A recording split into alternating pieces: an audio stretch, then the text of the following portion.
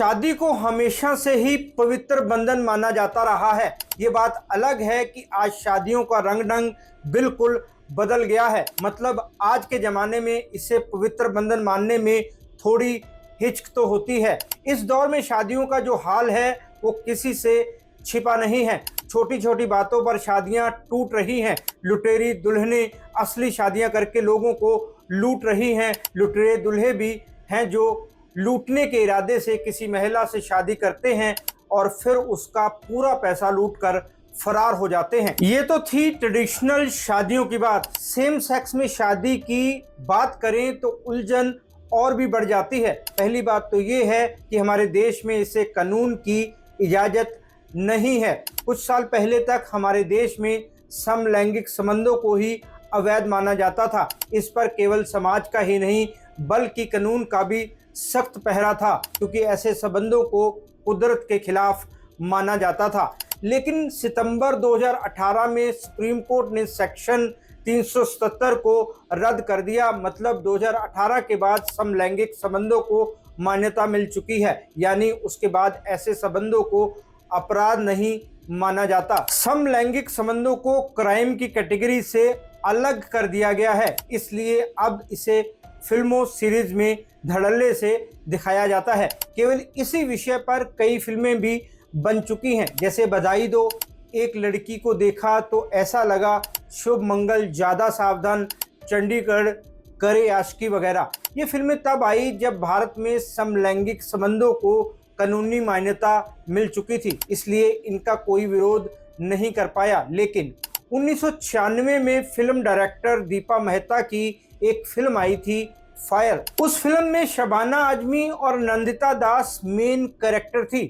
वो फिल्म समलैंगिक रिश्तों पर बनी थी। उस समय लोग इस फिल्म से ना तो रिलेट कर पाए और ना ही ज़्यादा लोगों को ये टॉपिक रास आया था। राजनीतिक तबकों ने भी इसका अच्छा खासा विरोध किया था। लेकिन सेक्शन 377 के हटने से ये सब तो नहीं होता, पर समाज अभी भी ऐसे संबंधों को मान्यता नहीं दे पाया है। शादी की तो बात ही छोड़ दो। नमस्कार दोस्तों, मैं हूं राहुल राय गुप्ता और आप मुझे डिटेक्टिव गुरु के नाम से भी जानते हो, और हम करते हैं देश विदेश में पर्सनल और कॉर्पोरेट इन्वेस्टिगेशन।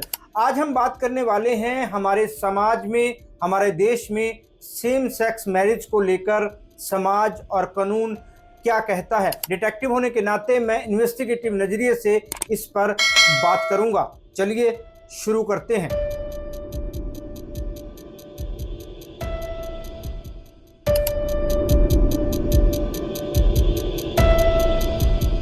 जिन देशों में सेम सेक्स मैरिज कानूनी है, मतलब यहाँ ऐसा करना क्राइम नहीं है, वहाँ पर समलैंगिक कपल्स को सारे कानूनी हक मिलते हैं। अगर इसी वजह से उनके साथ भेदभाव होता है कि उन्होंने सेम सेक्स मैरिज की है, तो उनको कानूनी मदद पाने का हक होता है। वहीं जिन देशों में इसे कानूनी मान्यता नहीं मिली है, वहाँ कपल्स को कानूनी सुरक्षा नहीं मिलती। अगर वो कपल की तरह साथ में रह रहे हैं तो उनके इस रिश्ते को ना तो कानूनी मान्यता मिलती है, ना ही समाज को ये स्वीकार होता है। हमारे देश में चाहे सुप्रीम कोर्ट ने समलैंगिक संबंधों को वैध मान लिया है, लेकिन 2023 में सुप्रीम कोर्ट ने समलैंगिक शादी को वैधता देने से इनकार कर दिया। कोर्ट ने कहा कि शादी से जुड़े कानून को चेंज करना संसद का काम है, कोर्ट का नहीं। सरकार का कहना है कि भारत में शादी सिर्फ मेल और फीमेल में होती है। समलैंगिक शादी को मान्यता देना इंडियन कल्चर और वैल्यूज के खिलाफ है। तो दोस्तों, हमने बात की कि सेम सेक्स मैरिज के बारे में हमारे देश में क्या कानून है। अब हम बात करते हैं इसके दूसरे पहलू की। वो ये है कि बहुत कम समलैंगिक जोड़ों के पेरेंट्स उनके रिश्ते को एक्सेप्ट करते हैं।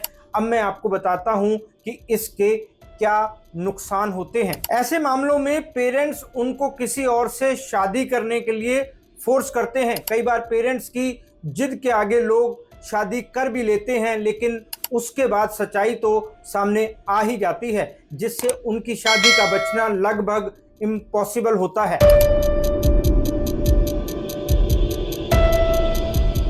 सेम सेक्स मैरिज के बारे में हमारे समाज की राय नेगेटिव ही है। हमारे समाज में अभी तक समलैंगिक संबंधों को ही एक्सेप्ट नहीं किया है। लोगों को लगता है कि ऐसे संबंध कुदरत के खिलाफ होते हैं। समलैंगिक शादी के लिए समाज शायद ही कभी राजी हो। हमारे समाज में ये धारणा है कि जोड़ियां ऊपर से बनती हैं। शादी एक पवित्र बंधन है, ये कुदरत का रचा हुआ अरेंजमेंट है। लेकिन जब समलैंगिक शादियों की बात होती है तो समाज इसे सिरे से नकार देता है। लोग समझते हैं कि सदियों से शादी एक मेल और एक फीमेल के बीच होती आई है, ये तो कुदरत का नियम है, इसलिए हमारा समाज समलैंगिक शादी के फेवर में नहीं है। इसका एक और कारण है बच्चे।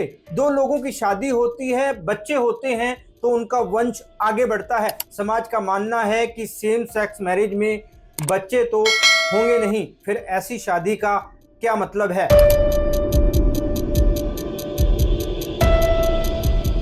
हम अक्सर फिल्मों, सीरीज वगैरह में देखते हैं कि समलैंगिक कपल सोचता है कि विदेश जाकर बस जाएंगे, वहीं जाकर शादी कर लेंगे और खुशी से बाकी का जीवन जिएंगे। कई जगह तो पेरेंट्स को उनके लिए संघर्ष करते हुए दिखाया जाता है, मतलब पेरेंट्स खुद उनको सपोर्ट करते हैं ताकि वो विदेश जाकर अच्छा जीवन बिता पाएं, क्योंकि वहां शादी वैध है। लेकिन इसका एक दूसरा पहलू भी है। तो दोस्तों, हमने बात की कि हमारे समाज और कानून में सेम सेक्स शादी को लेकर क्या मान्यताएं हैं। इस तीसरे पॉइंट में हम बात कर रहे हैं कि जिन देशों में सेम सेक्स शादी वैध है, वहां भी समलैंगिक कपल्स को किस तरह से नफरत और भेदभाव का सामना करना पड़ता है। जी हाँ, ये एक छिपी हुई महामारी है जिसका सामना समलैंगिक कपल्स को करना पड़ता है।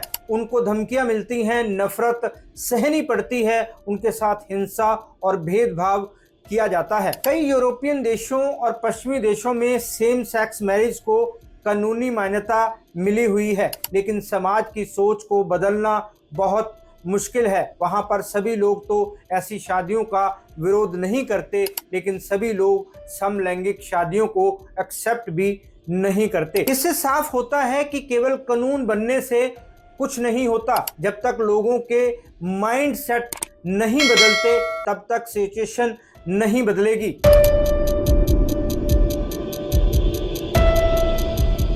दोस्तों, इस वीडियो में मैंने सेम सेक्स मैरिज को लेकर 4 पहलुओं पर बात की। अब मैं आपको बताता हूं कि हमारे समाज को इसे किस तरीके से लेना चाहिए। खासकर समलैंगिक बच्चों के पेरेंट्स को उनके साथ क्या करना चाहिए और क्या नहीं करना चाहिए।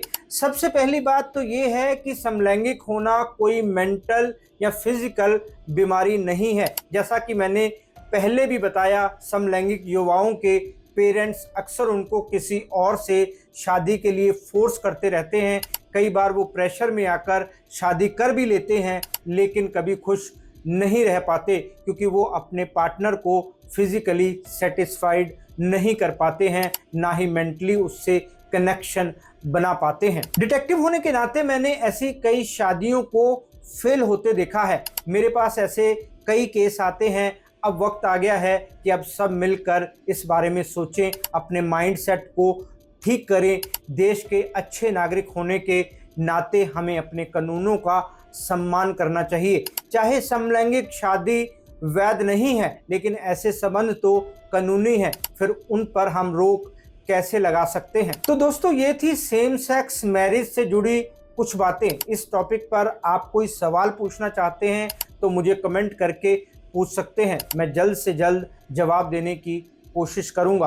अगर इसके अलावा आपके विचार में कोई टॉपिक है जिसके बारे में आप बात करना चाहते हैं तो मुझे कमेंट करके बता सकते हैं। इस वीडियो को अपने दोस्तों, रिश्तेदारों के साथ शेयर करना ना भूलें, ताकि ज़्यादा से ज़्यादा लोगों को ये जानकारी मिल सके। और हाँ, हमारे चैनल को सब्सक्राइब ज़रूर करें ताकि ऐसे इंफॉर्मेटिव वीडियो आपको मिलते रहें। फिर मिलते हैं जानकारी से भरपूर एक और वीडियो में।